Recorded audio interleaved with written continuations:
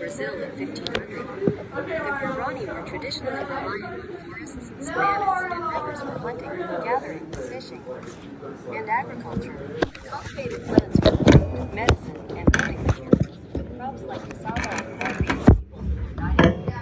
The Guarani speak a language that belongs to the Tupi Guarani group. Their culture is centered around this language, as well as their spiritual beliefs and customs.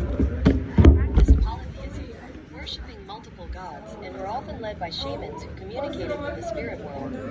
Many Guarani also converted to Catholicism after Spanish missionaries arrived in the 16th century. Men were primarily responsible for preparing fields, hunting, and fishing, while women tended crops and cared for children.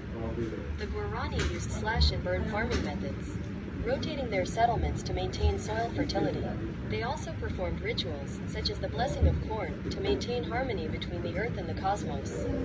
The arrival of Portuguese colonists in 1500 drastically altered Guarani life. The Portuguese enslaved the indigenous people, including the Guarani, to work on plantations.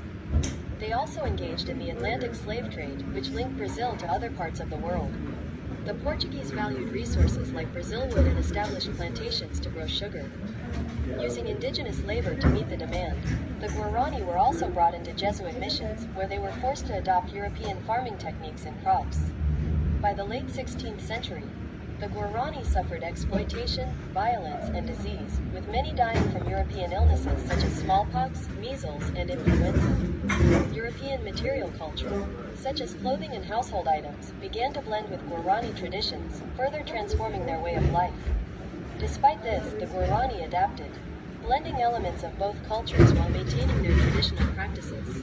Today, the Guarani continue to fight to preserve their land and heritage, despite centuries of colonization and ongoing challenges.